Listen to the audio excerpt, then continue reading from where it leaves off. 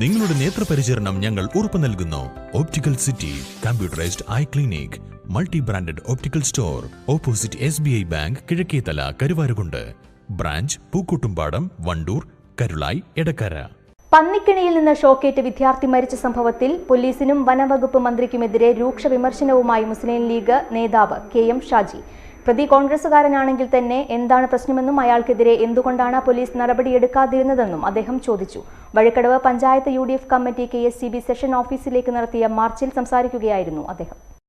ഇന്നലെ മാത്രം 5 പേരെ പന്നി ആക്രമിച്ചു. KSCBക്ക് 6 പരാതികൾ നൽകിയിട്ടുണ്ട്. സംഭവത്തിന്റെ ഉത്തരവാദികൾ ആരാണ്? മരിച്ചാൽ 10 ലക്ഷത്തിന്റെ ചെക്ക് കൊടുക്കാനുള്ള ആൾ മാത്രമായി വനംവകുപ്പ് മന്ത്രി മാറിയെന്നും KM ഷാജി പറഞ്ഞു. കേരളത്തിന്റെ ക്യാബിനറ്റ് വഴിക്കടവിലേക്ക് മാറ്റിയെന്നും പഞ്ചായത്തിലേക്ക് മാർച്ച് നടത്തുന്നത് എന്തിനാണെന്നും അദ്ദേഹം ചോദിച്ചു.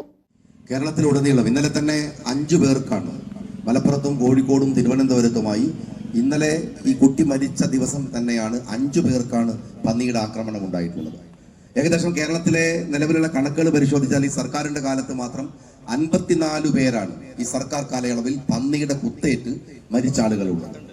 ഇത് ഇവിടെ ഈ KSCBയുടെ മുമ്പിൽ വന്നിട്ട് നമ്മളിത് എന്തിനു പറയുന്നു എന്ന് ചോദിച്ചാൽ, കേരളത്തിലെ ഒരു സർക്കാരിനോട് സംസാരിക്കാനുള്ളത്, കേരളത്തിലെ ജനങ്ങൾക്ക് സംസാരിക്കാനുള്ളത് സ്വാഭാവികമായും ഇവിടെ പറയുന്നു എന്ന് മാത്രമുള്ളത്.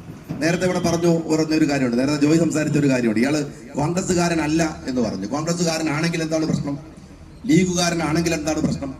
ഇയാൾ കുറ്റക്കാരനാണെങ്കിൽ ഞാൻ ചോദിക്കുന്നത്, ആരാണോ കുറ്റക്കാരൻ? News bureau, Edakkara.